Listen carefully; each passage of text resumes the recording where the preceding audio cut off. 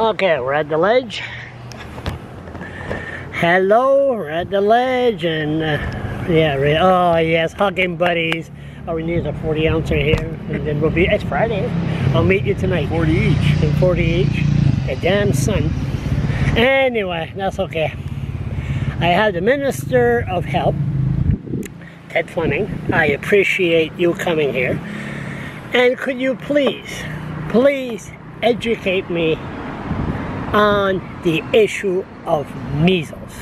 Well, a number of years ago, measles... How old are you? I'll be 65, 13th of June. I'll be 60 August 1st. Okay, so how come we never had this problem when we grew up? Well, years ago, the vaccination program was so complete and thorough that measles were considered pretty much eradicated. What does that word mean for us It means peasants? it was eliminated. There wasn't any measles cases. It was viewed as something that didn't exist so long as you got Your shots. your shots. Well, over time, some people get a little lax and they don't get their shots. Why? Well, you'd have to ask them.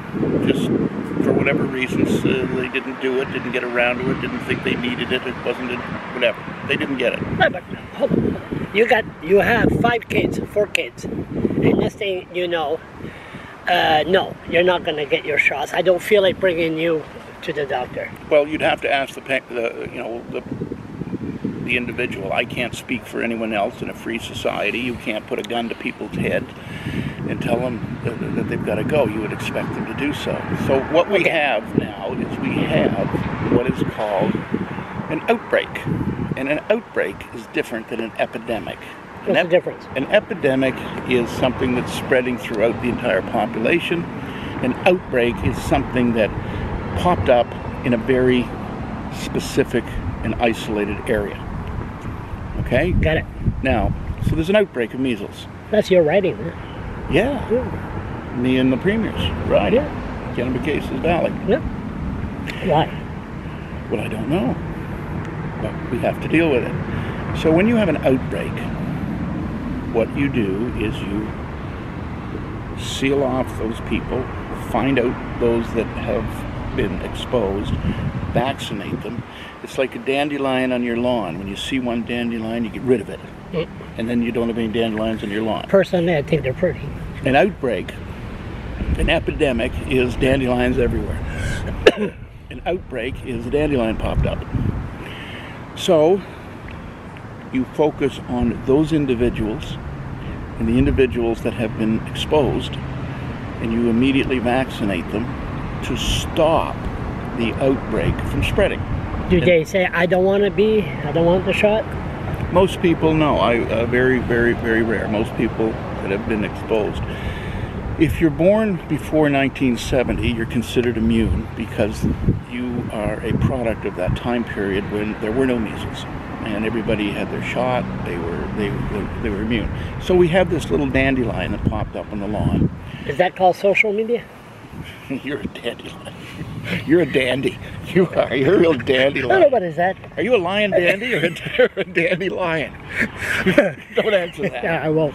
No, but I mean... So the point is... Is it that dandelion? Is it social media that just boom? I don't know.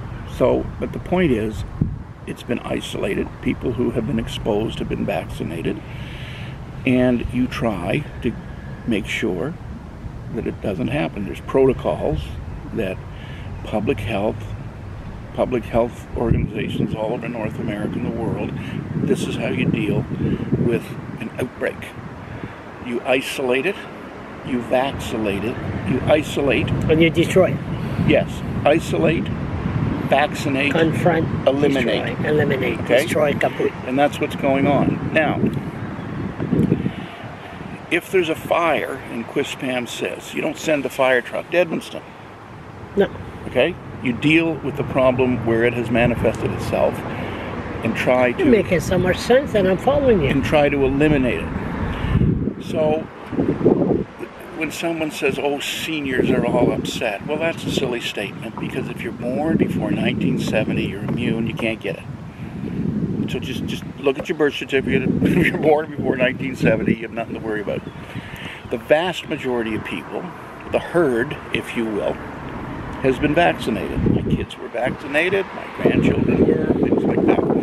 So we have to deal with those few dandelions that popped up. So we want to isolate, confront, eliminate, destroy, kaput, fini. And then it's done. And that's what is being done, and that's the protocol. You don't, if you've got a dandelion there, you don't run over to the other side of your lawn worried about one.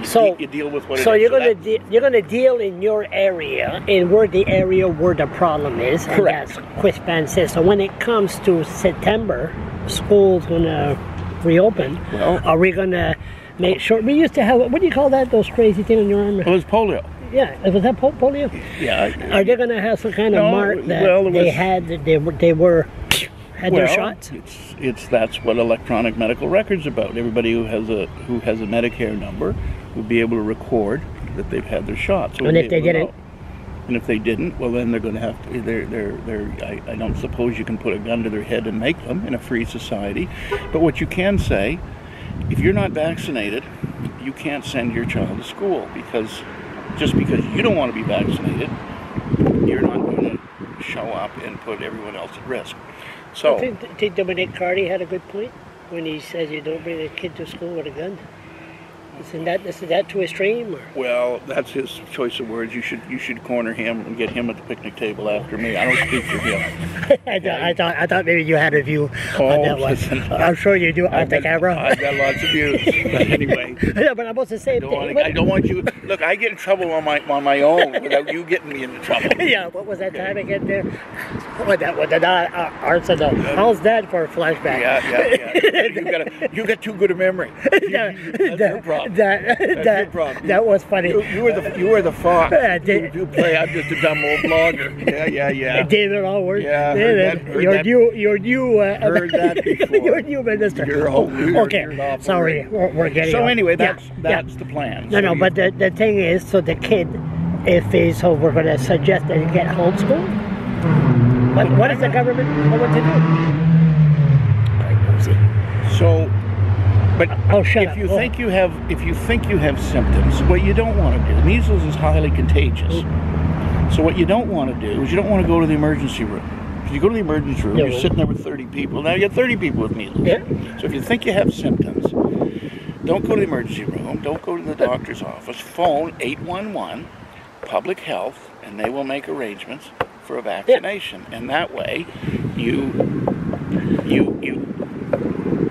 deal with it before it spreads and try to eliminate it. So that's what we're doing, and that's how it goes. And listen, I'm not a physician, and I'm not an expert in infectious disease, so you have to rely on the public health people who know this. They know how to handle it. You can't politicians shouldn't go sticking their nose into the business of experts. My job as a politician is to make sure that public health has all the resources that they need in order to deal with this outbreak, which is not an epidemic, it is an outbreak. So did that outbreak, that dandelion, that pop its ugly head in your riding and in the States and all over, is it because of social media?